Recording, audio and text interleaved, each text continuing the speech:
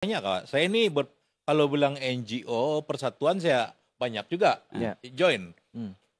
Koperasi belum lagi lah. Mau tahu ada orang, nanti koperasi belakang-belakang mau jadi ahli juga sama koperasi yang semua. Tapi ini parti ini, Bah. Macam mana, Bah, dia? Kau pernah tahu Kak? Kau pernah selidiki macam mana cara mendaftar sebuah parti? Adakah dia semudah mendaftar persatuan NGO begitu? Kau tanya lu tuh Tuan, dia sudah dengar kan? Dia sudah dengar. Jawab dulu. Kau ingat kita di mana tahu dia tidak dengar, saya bilang. Jadi Tuan jawab dulu soalan soto. Tiba-tiba keluar dia nih. Keluar. Oke, begini Tuan ya. Sebenarnya bila saya mendaftar parti ini, salah satu daripada saya kata tadi perubahan yang saya mau buat. Bila saya mau mendaftar parti ini, saya katakan saya mau pastikan parti ini didaftar dan didaftar dengan bersih. Jangan ada calanya. Dari mulai sekali. Dan saya tegaskan itu. Dan bila saya mendaftar parti ini dan membuat perubahan-perubahan ini, sebenarnya saya mendapat tantangan. Semada dari segi ROS sendiri. Perubahan-perubahan yang ada seperti ini, yang saya katakan tadi menghadgan ini sebenarnya juga pada awalnya mereka kata kamu seperti mengurangkan demokrasi itu. Karena demokrasi maksud dia demokrasi ini selagi orang itu mau, selagi itu dia boleh bahkan. Betul juga Pak ini kan? Betul juga. Maksud dia begini, selagi ahli itu mau, biarlah dia sampai tua pun oke juga. Jadi bila saya mendaftar ini, mereka katakan seolah kamu menghalang orang yang mau lagi. Karena ini seperti lihat tantangan kita. Ya. Ini cabaran-cabaran dia. Cabaran-cabaran dia. Dan sudah pasti hal-hal yang lain yang saya tidak mau sebut. Tapi cabaran Tuan.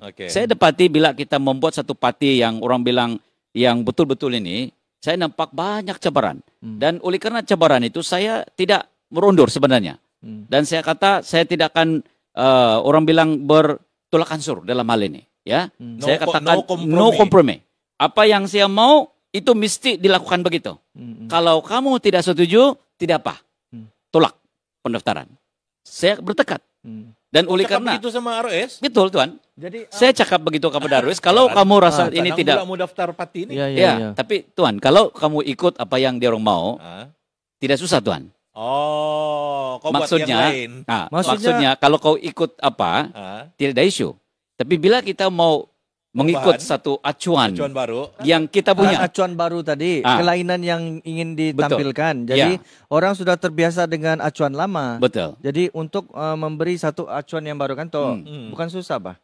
Macam juga kalau macam tadi kau bilang kau suruh orang tuh ukir apa tuh buat tuh jadi untuk muka kau tapi tidak jadi acuannya kan? Jadi muka lain. Jadi muka lain. Jadi sebab sudah terbiasa dengan the current situation kan. Jadi macam mana saya punya tadi saya mau tanya lagi satu soalan. Lain mau tanya kan? Bukan, belum habis lagi. Tiba-tiba dia timbul tuh soalan. Dia bilang macam tadi dapat cabaran yang untuk semasa pendaftaran kan. Jadi how do you counter object? Counter balik sama tuh pihak yang di sebelah sana. Sebenarnya Tuan, saya tegas. Sebab itu, bila saya bertegas begini, bila saya membuat pendaftaran dengan ROS, pendaftaran kami ditolak. Pertama kali. Pertama ditolak. Ditolak. Dan selepas itu kita buat rayuan. Dan rayuan itu pergi ke Kementerian Dalam Negeri. Ini tahun berapa semua nih?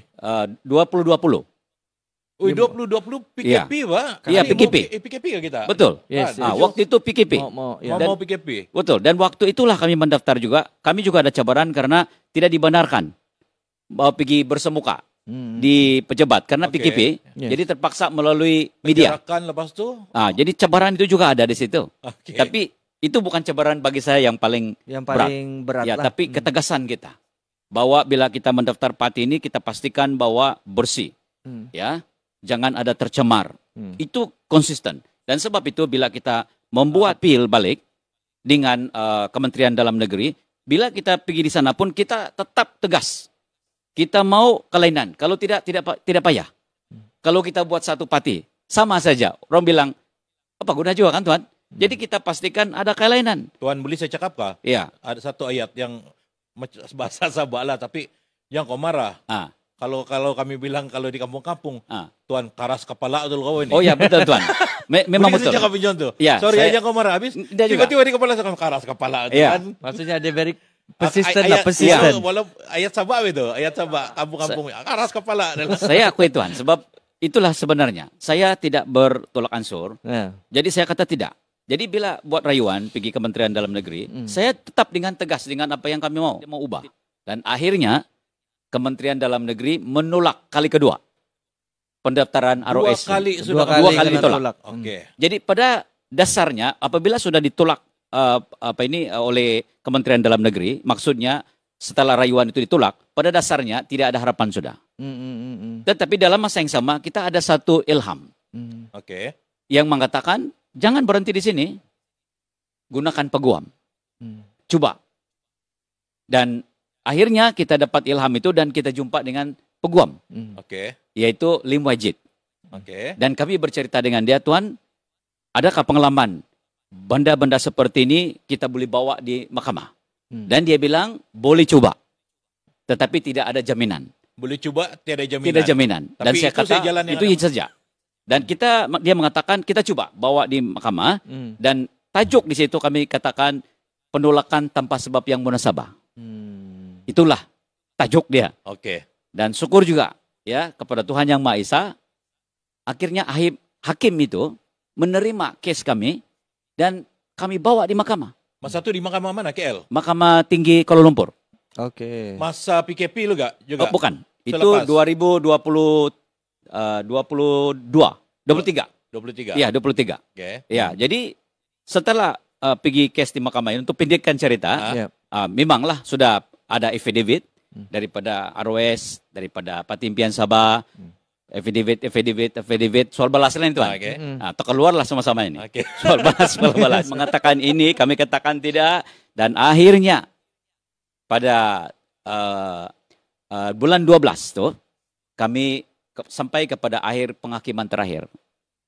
Dan akhirnya hakim ada di situ dan kedua-dua pihak berada di situ dan hakim membuat judgement.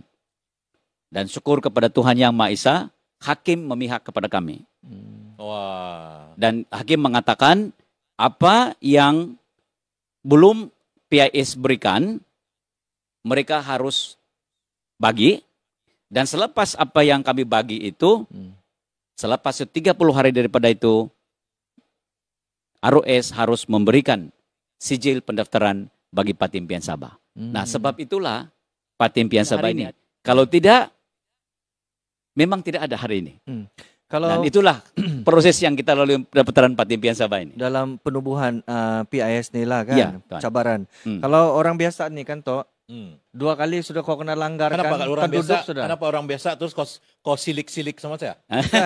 Bukan. Kau mengolok Bukan, Pak. Maksudnya kan. Saya orang biasa kau nampak. Saya pun orang biasa, Pak. Saya jarang-jarang pakai macam ni. Kau bukan orang biasa sebab kau ada bantal kuning. Bantal kuning. Apa mau cakap tadi tu? Okey, maksudnya kan kalau macam yang orang yang tidak tahan lah kan, dia akan give up sudah. Betul. Sebab sekali kena langgar, mungkin tertunduk sudah. Betul. Tapi apa yang menyebabkan Tuan begitu persisten, yang begitu macam keep on going untuk teruskan juga hasrat Tuan? Mungkin ramai di satu beribu-ribu kah yang kasih semangat kah macam mana? Kan? Tidak juga Tuan. Memang pada masa itu tidaklah ribu, tapi puluhan ada. Dan sebenarnya daripada mereka ini ada juga yang separuh juga hilang semangat juga. Tetapi saya terkejut. Itu macam, memang tidak mustahil lah. Memang ada tuh. Ya. Sebab mereka bilang, memang tidak harapan lain nih. Tapi syukur juga ada beberapa yang bersama-sama dengan saya. Keep on saying, jangan give up, teruskan. Sebab kenapa saya mau teruskan ini? Karena perjuangan itu. Because itulah saya kata tadi, kita harus membawa perubahan Tuhan. Dan saya kata kalau kita mau perubahan, inilah yang perubahan yang kita mau buat. Jadi saya kata kalau kita ada mau membuat perubahan, maka harus ada satu perjuangan. Jangan give up. Dan kita teruskan juga. Walau apapun cabaran, saya kata begini, selagi ada jalan, kita teruskan. Kecuali memang langsung sudah tiada. Karena kita mau berjuang. Jadi kalau mau berjuang, mesti berjuang sampai ketitisan akhir, dia orang bilang. Jadi itu prinsip sebenarnya yang kami pegang lah. Dia bilang kata apa?